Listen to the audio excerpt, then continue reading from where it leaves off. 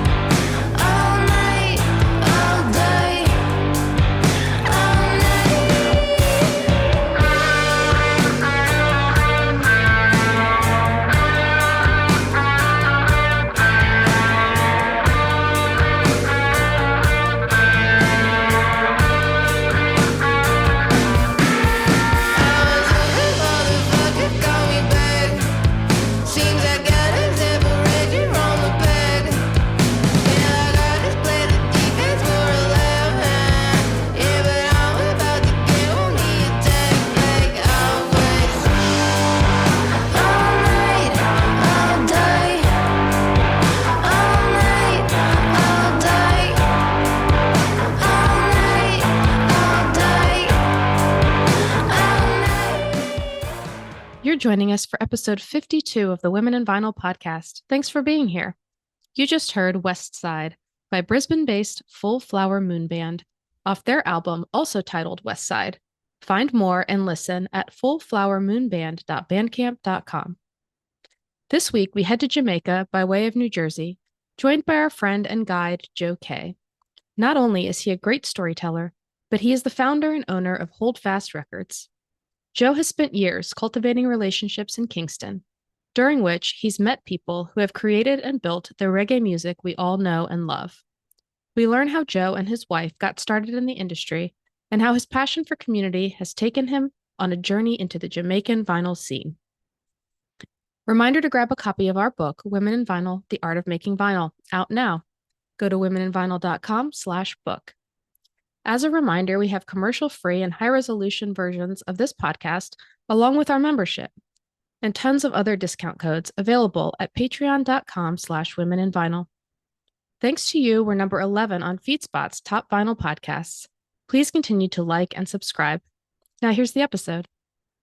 Thank you for joining us. And could you tell our listeners who you are and a little bit about how you got into records? Okay. My name's Joe. I'm one of the owners of HoldFast Records. My wife is the other owner. Woo! And yeah, she's the hero. I'm just here for my looks. So basically we're working in production. My wife was a bar manager and I was running clubs. And over the years, we kind of both wanted out. And, I was working 7 days a week, doing production and running stages, and we just never got to see each other. And we actually ended up, I shouldn't say we never got to see each other. We worked together every day, but we never got to spend real time together. It was always that. So we kept saying, we're going to do something else. We're going to do something else. And then one day we just did something else. We just made the move. We opened the shop, and really we were broke. Yeah. There's a couple times when our bank account went down to $100 and we went to Atlantic City with the $100. Woo! Wow. Yeah. I love it. Yeah. And Megan bartended, like I said, double shifting, bartending and killing herself. And then I would leave the shop at 7 and walk over to Bond Street Bar and work 4 nights a week over there, working the door and helping them kind of build that bar up. And so I went from running bars and being the head of personnel on the boardwalk to working a door, anything we could do to just get that shop open. But our theory with our shop from day one was we're not cool. We know we're not that cool because we're kind of nerds and we just kind of get it. And we just we're really annoyed with how we were treated growing up going in record stores. Does that make any sense? Sure does. Oh, yeah. And it just kind of pissed us off. And we almost opened our record store out of spite. I don't, like, yeah. And then when people were like, Asbury, when we opened the shop, was still somewhat unpleasant and wasn't all, they didn't polish the turd that much yet. Uh-huh. And, we were dragging people out of the store drunk midday, and we were still, it was rough. No other businesses were open past 5 o'clock. Right. So we were kind of keep an eye on the street for the other businesses. And, because of my relationships with the clubs and everything else, luckily we had good relationships with the people that live in that city, and they actually helped us, and they would call us, all times of day and night. Trust me. Hey man, I just went in the basement. There's 40 records here. If it was 10 records, we would go. Yeah. And, it didn't matter, but it almost became like a collective. Yep. So it looked like and felt like everybody was kind of like, we kind of felt like the underdogs. Maybe we weren't, but we felt like we were. So, and I think our customers kind of felt the same way. Yeah. Like we had a pretty rough go of it, and everybody knew it. Like, Yeah. they saw us working 7 days a week and running clubs and standing on stages. And they had a picture of me. I fell asleep under a stage, but at the end of the day, our shop started because we didn't have a choice. It was either we start a business that we love because we love records and we actually just wanted to build a little community, but it's really because me and my wife wanted to hang out. Yeah. We didn't I have a love choice. that. Like, we either had to open a business where we hang out, or we're gonna have to go find other jobs. Yeah. And like, we just want to hang out. Yeah. We really like each other. That's great. I love that. Yeah. I love Yeah, it's pretty simple, right? And were you guys were both record collectors, like in your origin stories too?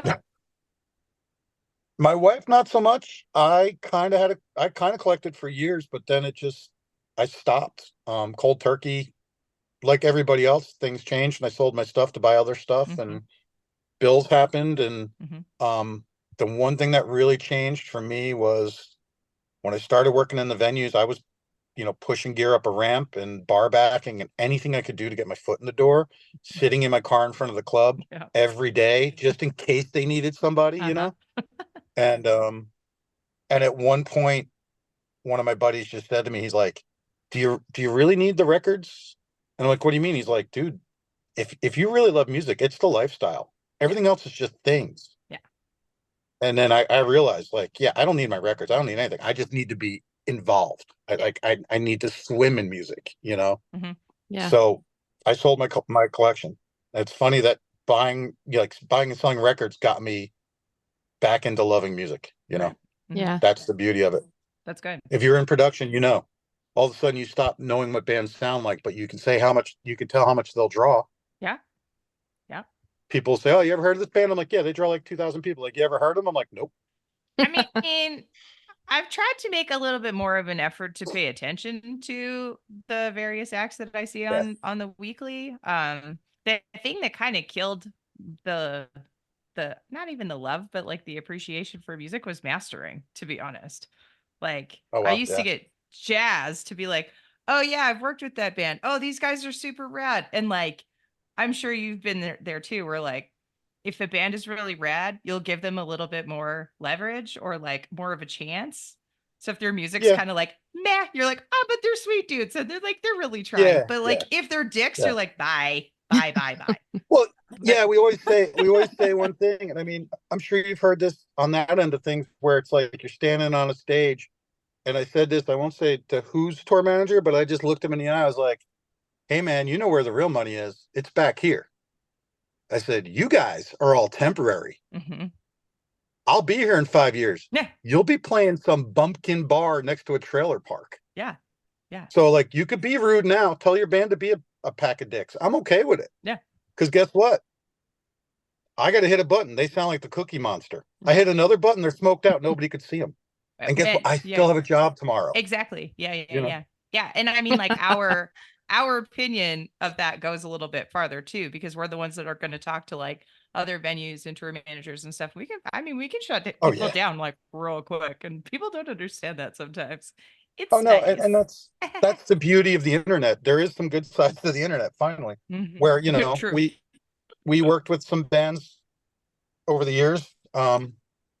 And I would say it was like phone calls were made. You know, it was like, Oh hey, yeah. these guys came in here. We treated them like gold because I don't care who you are. If you're a local band or if you're Gandhi, I'm going to treat you the same. Yeah. Because that's how I The make, gig. you know, that's how you do it. That's the And gig, yeah. you want to destroy my green room for no reason? You want to complain? You want to mouth off to the sound guy? Cool, do it. But I'm just going to do it the right way. I'm going to warn the next 5 stage managers. I'm going to make the call. I'm going to talk to your touring people. I'm going to talk to all the people. I'm going to talk to your A&R guy. I'm going to talk to your record label. I'm going to talk to your you know agent. what? Yeah, the agent's Right. the first I'll have a phone call. job tomorrow. Truly. Yep. Because now all my club offers are going to dry up. Yep. So now the next band coming through with that agent, it isn't $5,000, it's $4,000. Or less. No. Or you don't get an answer when you email me. Yeah. You know? I'm sorry. There's no dates available. Sorry. Yeah. No avails. Sorry. Yeah. Well, I'm running out of favors like you're running out of stages to play on. It's so weird. Yeah. I love it. Yeah. I mean, but yeah, it's funny that collecting and for the store was your like inlet back to it. So I mean, what were you guys like primarily just getting used collections first before you started to do the new kind of acquisitions? So even now, our new stock, like contemporary new stock, is only 10%. We are 90% used at all times. Incredible. We go out and we are on the road every single day. Wow. We will fly out. If it's 20 records, we go. If it's a house with 30,000, we go. It doesn't matter. Every rock gets on. We turn over every rock. Yeah. We don't care. And I say this with such conviction because I wish I was lying. Yeah. Because I would sleep more and I'd see way less Montiavani records. But the reality is, if you want to do this right and bring people records at the right price, you have to find enough where it's not a $20 Fleetwood Mac record. To you, it's a $10 Fleetwood Mac record. Yeah. Yep. So we started 15 years ago, 20 years ago. Yep. We started dealing with clean out guys and we just put them all in our pocket. And we said, if you call me, even if I don't buy the records, I'll give you $50. Yeah. And we just became reliable. Yeah. They would call us at 2 a.m. and be like, hey, I'm on my way to the flea market. Cool, dude. We'll see you there in 30 minutes. Sure. And meeting these guys at 4 a.m, you know, wow. and we, up till about 3 or 4 months ago, well, I should say longer than that because of my health issues, but we were doing flea markets like Wednesday through Sunday, leaving the house at 3:30 in the morning. That's wild. And then we would be there till 8 or 9 in the morning. We would actually go through all the trucks, all the storage units, everything before they would put them out on the tables. Right. Because any offer they got, we would give double. Right. When everybody else was paying 50 cents a record, we were offering $3 to $5, sometimes $7, $10 a record. But you know, if you own a shop, that's a scary position to be in. They are always spending big money. Yeah. So our thing is this: we go high volume. So I could tell you, if I can find 20 Fleetwood Macs rumors, I will sell 20 tomorrow. Because as hard as we hustle to buy, we hustle to sell, but we keep our number up. So our margin is not huge. And dudes know that. Like, people line up when we do like dollar boxes, anything under VG plus, and I'm stringent on I'm insane about condition. My VG plus is near mint. Anything below VG plus is a dollar record. I don't care if it's an $800 Blue Note. I don't care if it's an RL Led Zeppelin. That's $1. So when we do dollar things, we get usually 30 to 50 people lined up. And we do like, it's almost like a whistle. We're like, all right, have at it. And then they all jump all over each other. Okay, when's the next one of those? Because I feel like we need to come to that, because that would be really fun. Jersey City. I do those in Jersey City. I gotta look at the dates, but I do those in Jersey City all the time, where I literally just put out like 20 or 30 boxes, and everybody stands in front of a box, and then we just literally go, all right, go, and they just all jump in. It's crazy. Cool. Amanda Schutzman, this is your notice. She knows. We're doing so this. Amanda, Amanda's seen it. She sits there and laughs and stands next to me. She's like, look at them all. They're crazy. I love it. Well, one of the reasons that Kathy connected us was because of Robin and I have been on this podcast virtual tour of the world. And you have beautiful New Jersey. You called about New Jersey. We did. Yeah, I know. You know it. Let me tell you about By Tom's this- River, New Jersey. Yes, by the seashore. But Yeah, we it's heard great. We have about your Seaside Heights. It's amazing. we heard about your amazing Jamaican connection. And to preface for listeners, there's a lot of things that we can't really share, but there are going to be, we just kind of wanted to talk about the culture a little bit, what things look like there. So maybe how did that get started, and how have you sort of grown that? So a buddy of mine, short version, there's really no short version, but I'll try. But a buddy of mine, Tommy, was a huge reggae guy, and I was kind of into reggae. I guess, it's the punk rock retirement plan. You go from hardcore to this to that, and then all of a sudden you're a reggae guy. It just, I don't know. It's the natural Everything slows progression. down. Yeah, it just slows down. Yeah. It's fine. Honestly, for me, and you're a production person, I have insanely severe tinnitus, and I'm also partially deaf in my left ear from working stage right for 20 years. So reggae was actually a choice, not even a choice. It was almost like, hey, this is all you can listen to without wanting to scratch your eyes out. So I was going out to Jamaica on, a honeymoon, and Megan. yeah. It all goes back to the beautiful wife. She's awesome. I love it. So basically, Augustus Pablo's son Addis had come in our shop a few times, and Augustus Pablo, famous melodica player. He came in the shop a few times, and everybody said, check out Rockers International in Kingston, but it's a little rough there, this and that. So me being the wonderful husband that I am, I kind of set it up so that when we landed, we were going to Port Antonio. We accidentally Wound up landed in Kingston. And I was like, hey, why don't we go to this really cool place? And she was just like, oh God, you're the worst. But so we went. I mean, she was a willing accomplice. The driver, not so much. The driver was like, you want to go where? No. Yeah. And Orange Street, where Rockers International is a good spot. I mean, it's a tough road, but there's good people on it. Ebo Spice is there, which is a great vegan spot.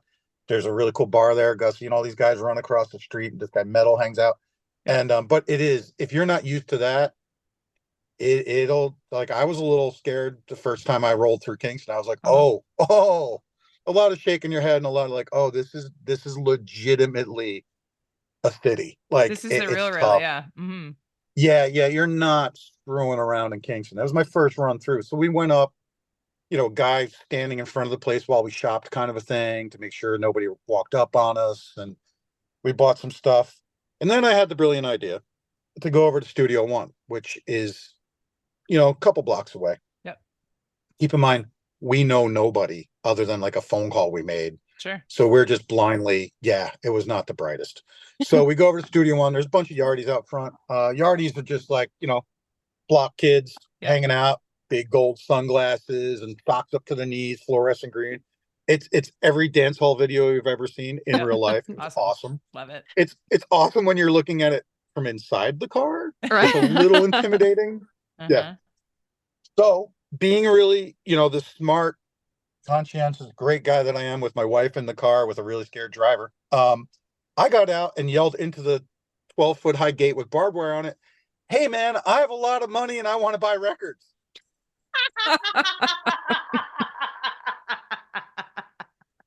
And the gate man, like most spots in Kingston have like a gate man, guy just works the gate, and the yardies all turned and looked at me, and I was like, hey, yeah, I'm the dumbest guy on the block. So, and then a dude walked out and he's like, oh, he said, and I quote, boy, you better get in here. And walked me in. And they car pulled in, and the driver was really nervous. He was just like, we shouldn't be here. We shouldn't be here. We shouldn't be here. And the amazing thing was, at this point, I'm inside the Studio One yard, which is like the Sun Records of reggae. Yeah. Right. And the man said, what do you want? Not very pleasantly. And I said, listen, I'm not here to do anything other than buy records. I said, I just want to do business, man. Because I had heard this thing over and over that everybody's tried an angle. Everybody said, oh, I'm doing a document. Oh, I'm doing this. Oh, I just want to be your friend. Oh, I want to go home and smoke herb with you. Oh, let's have dinner. So I just figured, like, let's be honest. I'm here to make money. I like reggae records. It's a bonus. I do what I love. But at the end of the day, I got to eat. Yeah, sure. So I just looked and said, I want to make money, man. I said, I got a lot of money. So he let me into Studio One, which, if you're a reggae guy, that's it. You've now crossed that line. That's the Rubicon. It's your universe. You've figured it all out. He pulled some records for me and let me look at some stuff. Not a lot. I said, what's in that room? I figured, hey, the brazen stupidity worked. Let's keep with it. Yeah, totally. And I kept saying, like, what's in that room? Let's lean What's in into that it. room? And he's like, it's a I said, oh, I got 9 bathrooms. Yeah. It's amazing. And he's like, yeah. Basically, in 5 different Jamaican ways, told me to shut up. Right. So he said, this is what you can buy. Some very cool records. Mm-hmm. And I just said, how much? And he's like, you tell me. That right there was clearly the first time in my life that I knew the next words out of my mouth were either going to mean me and my wife were leaving a property comfortably, or I was probably going to be dragged out. And I had said, I just looked at him, I said, I'm not going to play the game with you. These are worth a lot of money. If you don't set the price, I'm just not going to take them. Right. Hardball. I love and it. He said, let's do $100. So I gave him 1,000. Yeah. And the eyes went big, and he said, all right, boy, have a good trip. And we got in the car and we left. Yeah.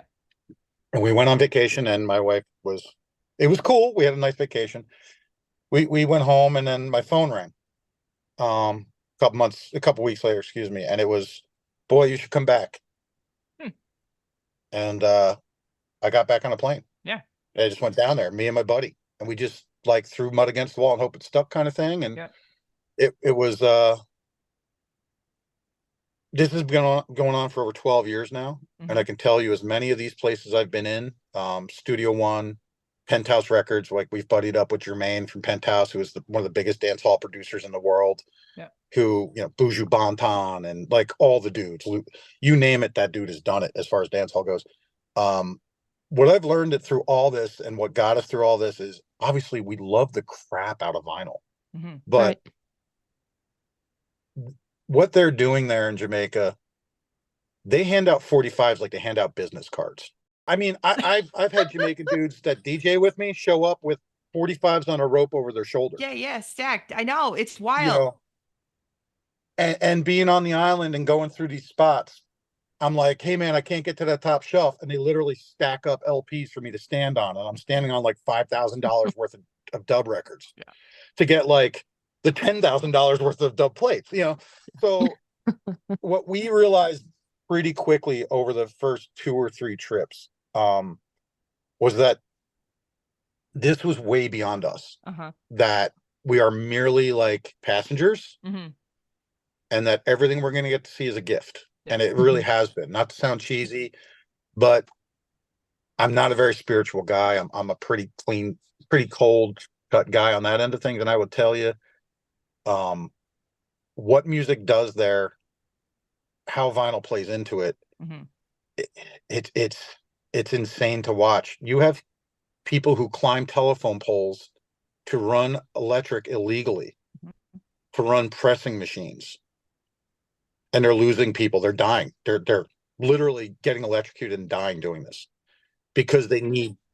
That's my biggest question, because it has been such an integral part of the culture, and it has been such a linchpin of export to get reggae and dub and all of this culturally significant and influential music around the world. Why did the pressing plants just evaporate? Well, you have an infrastructure there that's somewhat depleted. Obviously, you have a lot of poverty. You have a lot of people trying to do the right thing, but there's one basic underlying issue with almost everybody that you deal with in that community, and it's one word: paranoia. Okay. They are all getting ripped off regularly. They know it, and there's only so many people that you can work with there that aren't paranoid about also other people on the island, not just Americans ripping them off, Jamaicans. So it's unfortunate because they're sitting on what could be this amazing thing, but they've been screwed so many times. And you almost fall into the trap when you're there that people go with me to the island now. Mhm. I'll take a friend. We vet people very heavily before we take them. Yeah. Because if you say one wrong thing, you could get us killed. Mhm. So we Yep. go down there, and some of these guys, their head explodes. I'm like, hey, dude, here's an entire pressing plant that hasn't been moved. It hasn't moved in 12 years. Yeah. Here's all the stampers. Here's the plates. Yeah. Here's the this. Here's the that. And they're like, where do we pee? I go, oh, there's no bathroom. Yeah. You know, I go outside, go out there, and you'll see where they cut down. Someone like cut down the telephone pole and took the power and cut it with a hatchet. Yeah. And it's just sat idle for over 12 years now, 15 years. And when it was open, it ran for 6 months. That was it. Before that, it was closed another 10 years. Jeez. So what you have you have issues, and you have this beautiful island. You have the people on Orange Street trying to do everything right. Mitchie at Rockers. You have Penthouse who's doing great things. You have Harry J's. You have the Sugarman Knot Yard. Yeah. But there's just this underlying corruption. There's this standstill, slow motion. Mm-hmm. You know, to get it done would take so much. And you need every little link on that gear to work in the Jamaica. And guess what? One link is always not going to work. Right. Mhm. We've been doing this for 10 years. I flew Southside Johnny down there. Yeah. Of all people. Uh-huh. Who's a huge reggae, you know, he's a huge record guy. And he was blown away. He was just like, how did you just walk me into 300,000 records in 4 days? Yeah. Yeah. And we can't figure out how to get a pressing plant running down here. Yeah. I mean, it's funny too, because like, especially with Jen and I and all this entire goofy business that we find ourselves in, and all of these incredible conversations that we find ourselves in, we know what it's like to work at pressing plants. So, I mean, we know that it's not as easy as just like, flipping a switch and pressing a button. But No, chemicals. I mean, listen, there's a scary thing, and you know, from working in a plant, there's a spot near one of the places we go. I can't say the name of, but one of the places we go, there's a big circle, and the land is gray. Yeah. And it's where they used to just dump the chemicals on the ground. Right. And everybody says the same thing. Don't go over there. Don't go there. Not like just don't go over there. Why? Yeah. We didn't know what to do with the chemicals. And there's another spot, I think I showed you some of these pictures, Jen, of just the labels, but they cut all the vinyl off, would remelt it and press with you know, they're stamping over other records. Yeah. So you're getting ghost tracks. I gotta connect it's so you cool with but crazy. I gotta connect you with one of the owners of our record store, because he's got the biggest dub collection in Canada. And that's been his whole thing. And he used to get dub plates cut in Jamaica, like in the early 90s and stuff. So I mean, you guys should be homies anyway.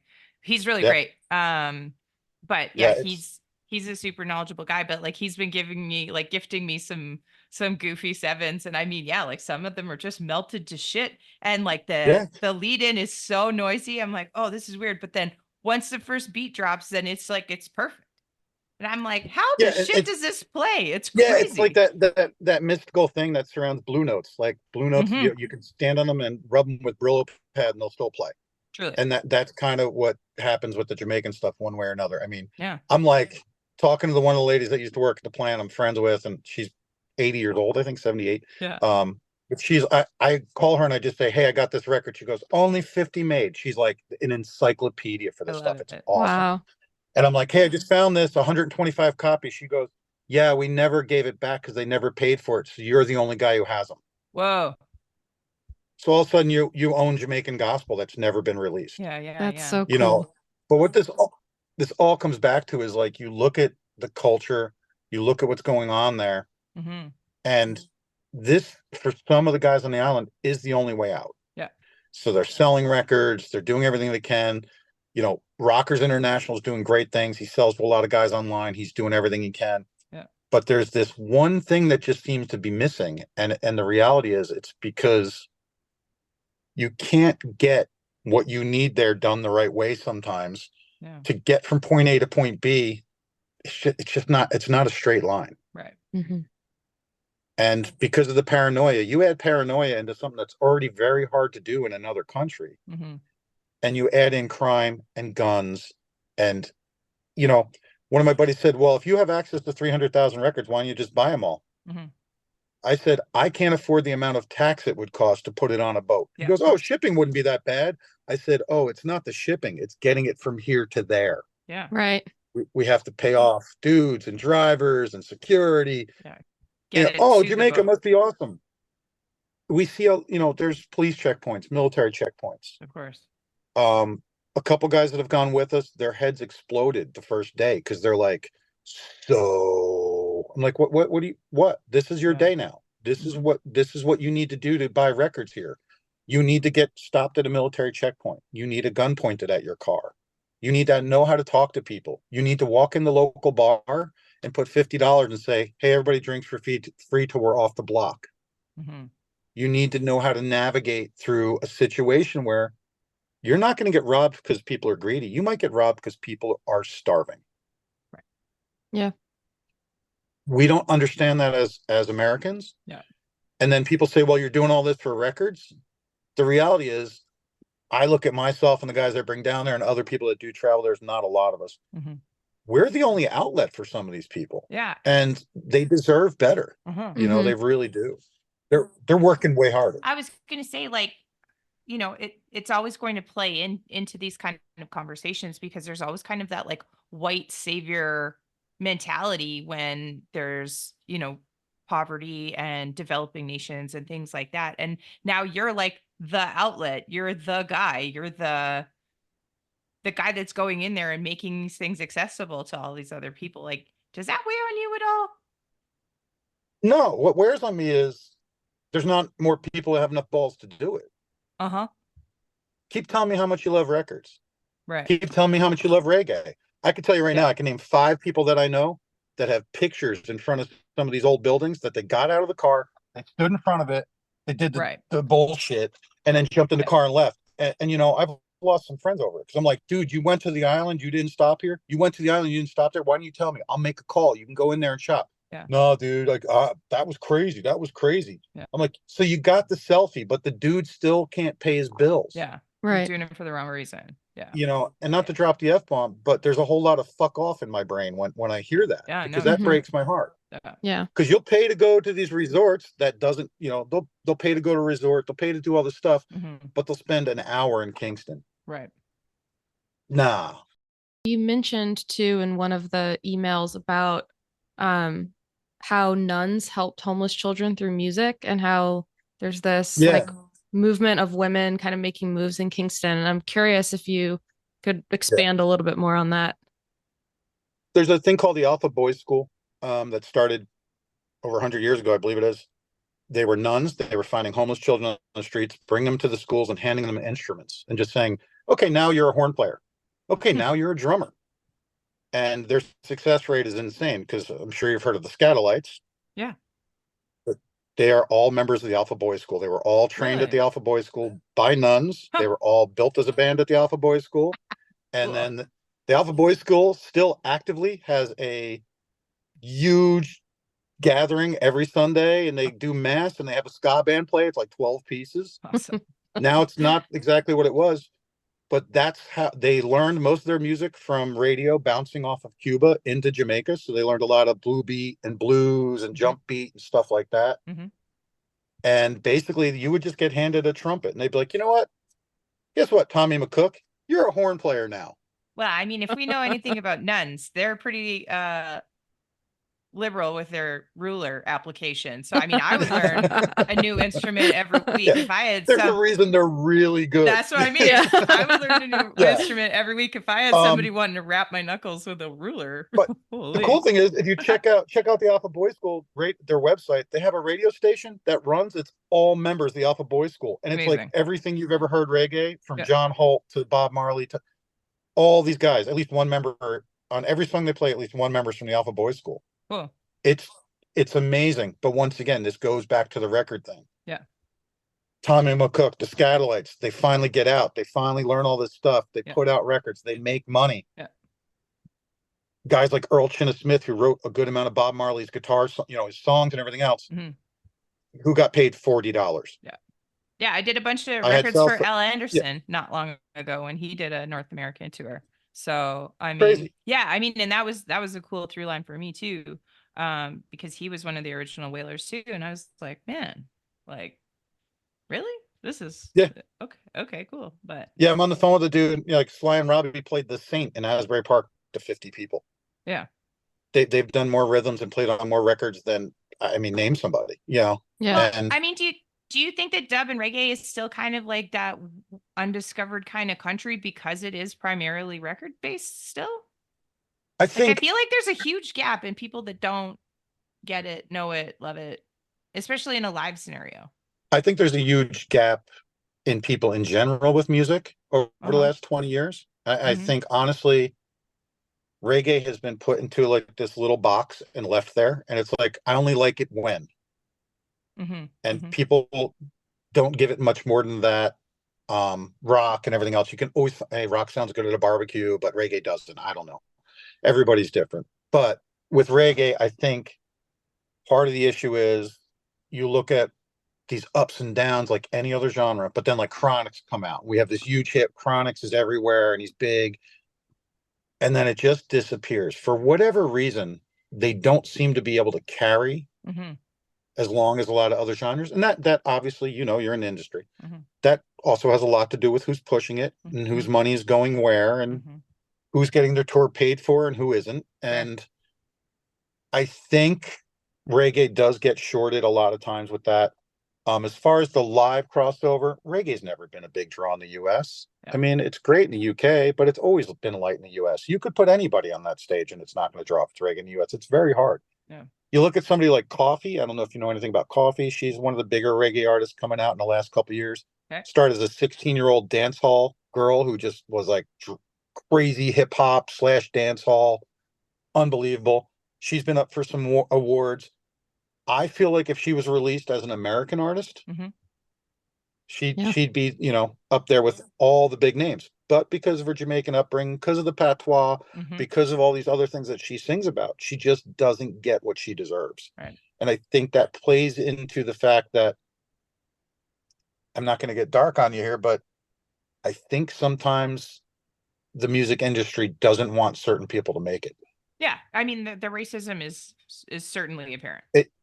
I don't think it's not only racism, it's culturalism. Classism, totally. Yeah. Absolutely. Yeah, there's a lot here. There's a lot. And Jamaica pays for that. Jamaica's misunderstood in so many ways. Because as much as I say, oh, it's crazy, there's guns, I'm in Kingston, this and that.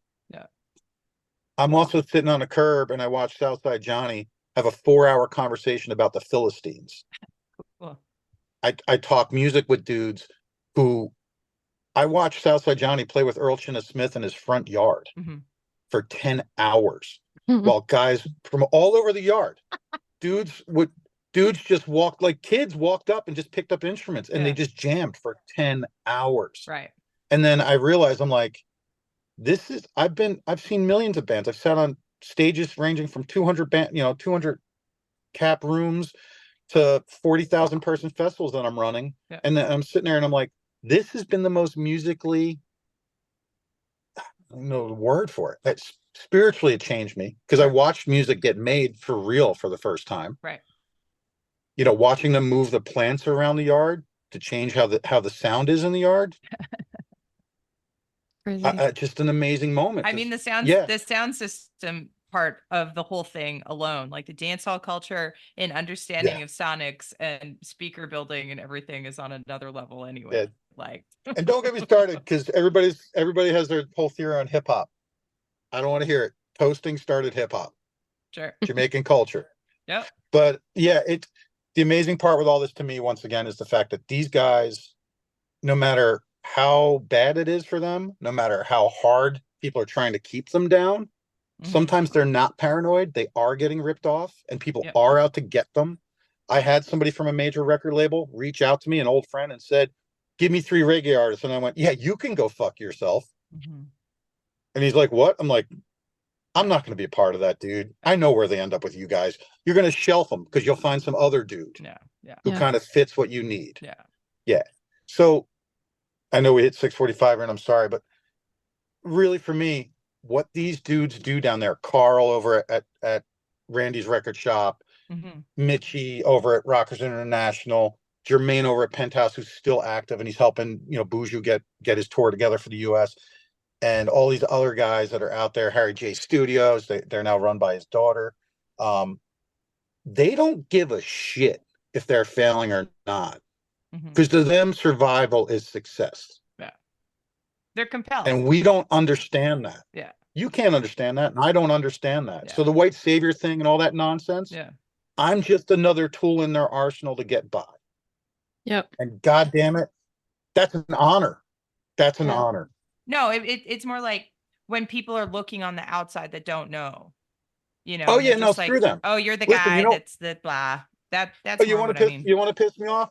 Put out a record if you're not from Jamaica and use your bullshit patois. Yeah. These right. DJs who are like, oh yeah, but I'm like, listen, dude, I'm on that island. I know the history of that. I know the culture. I know the religion. I do it all.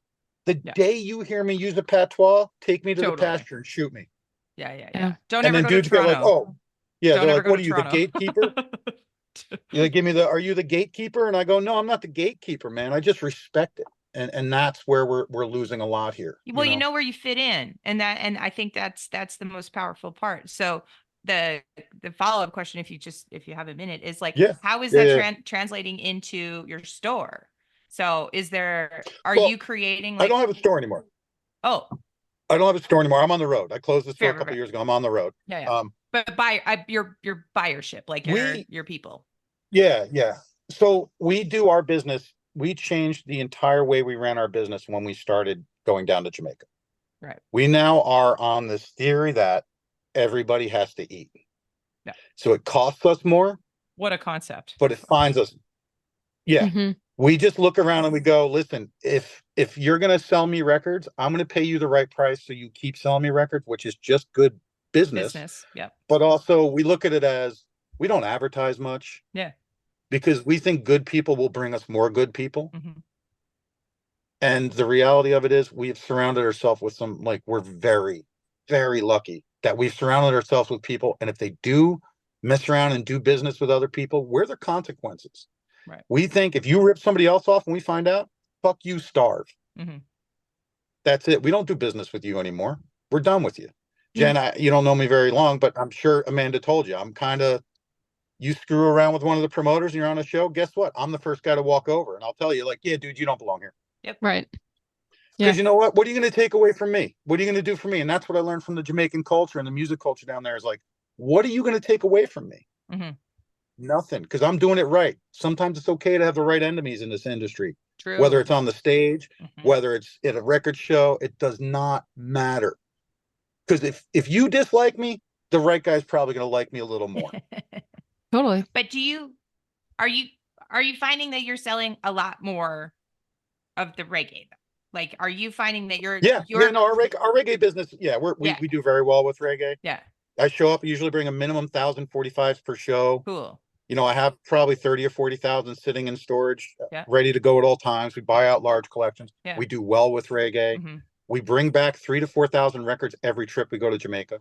Wow. We overnight them through FedEx. We don't even screw around. Fair. Yeah, we do fine with reggae, but you know, we also do the same thing where with everything else. I could break even on reggae all day and I'm happy with it because guess what? Billy Joel pays my bills. True. You know, reggae fills my heart, but Billy Joel pays my bills. The guys in Billy Joel's band don't get paid by Billy Joel. But you know, the way we look at it is Billy Joel.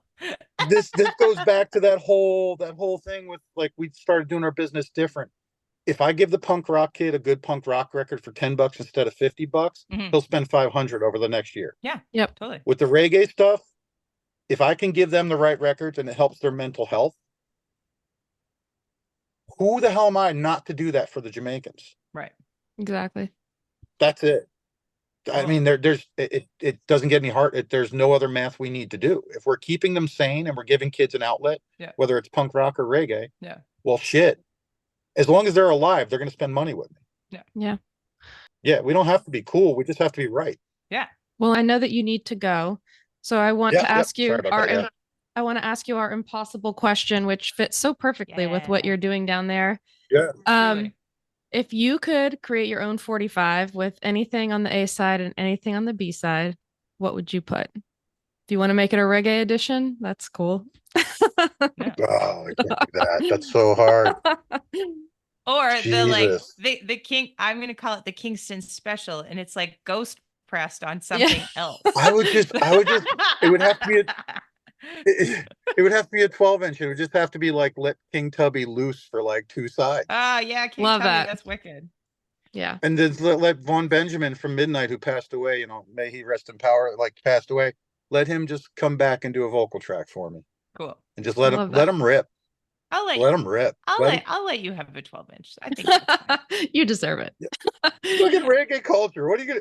That's why I hate 45s. I'm like, oh, cool. Can I have a 6-minute song, please? I mean, Reggae's not supposed to be 2 minutes, but 3 that's minutes. the We thing. need 6 They minutes. put those crazy bastards used to cut 6 minutes 7:45. So like those things have like Yeah, it's true. Yeah, you're 2 right. Yeah. millimeter runouts, and you're like, this is so Yeah. stressful. What is happening? Everything's off. I mean, Or I love 'em. this I very love short 'em. story, because I have to go. I actually bought like a great 45 down there. Never played the B side. I was like, I don't know what it is. It's Yeah. amazing. I play it. I Yeah. get home. I play the B side. On the B side, they had a Kinks track for some reason. Come on. Yes. I swear to God, I was like, what are we Yes. doing? And it's just instantly Recycling. like, It is recycling. I was like, what are we even doing here? My buddy's like, you said this track was awesome. I said, dude, this is the B side. I swear to God, the A side's so good. And he's like, the Kinks? You went to Jamaica for the Kinks? I was like, no, this 45 is what Jamaica is all about. Yeah. Like the A side was good, but the B side, not that the Kinks are bad, it's just not what I No. expected. That's not Jamaica. Yeah. Yeah. I mean, that I've never been to Jamaica. And I mean, that there's been a few reasons that for those kind of things. I mean, women traveling to sometimes sketchy areas is sometimes No, it's is tough. a little hard. Yeah. Yeah. Well, it's hard to accept. Listen, it's very hard to accept a lot of that culture, but it's also harder to accept that we're not going to change it in a day. Totally. Yeah. Yep. So And when I we're mean, down there, we have to nor act should we. appropriately. No, yeah, no. and that's the thing. when we're Yeah, down there, and nor should we. Yeah. we respect their rules and their religion when we're down there a lot of times. But I will tell Yeah. you this, they also respect us now and will not do certain things around us. Some of them. And I think we have in some ways, there's 99% good people down there. Yeah. We of have in course. some ways, though, showed them like, hey, if you want to do business with us, Yeah. that's not how you're going to talk to somebody. Yeah. Yeah. We're not the dudes. Like, Yeah. we're just not the dudes. We just won't feed you. We don't give a shit. We're out. Like, we don't need to make money off you, and you don't need to have our money if we can't act appropriately. Record Sure. mob mentality. I'm so here for Yeah. it. I love Awesome. it. Well, Joe, Hey, thank you so good much. talk, guys. Yeah, Joe, you're the appreciate your best. time. Yeah. Thanks, man. Hey, All it right. was a pleasure. Thank you. And may you find good stuff. We'll see you out there. Awesome. Yeah. Wicked. All right. Be good. Thanks for listening. Don't forget to like, subscribe, and leave us a review on your favorite podcast platform. Join the conversation on social media at Women in Vinyl. We want to hear from you. Shoot us a message for topics you want to hear, feedback, and more to info@womeninvinyl.com. Huge shout out and thank you for all our supporters, affiliates, and sponsors like Marshall Headphones. Visit our website, womeninvinyl.com, for ways to get involved, and you can always contribute to the education, demystification, and diversification of the vinyl industry by donating at womeninvinyl.com/donate. See you next time. This episode has been brought to you by Women in Vinyl and Red Spade Records. Thank you for listening. Please remember to subscribe, and you can always contact us directly by visiting www.womeninvinyl.com.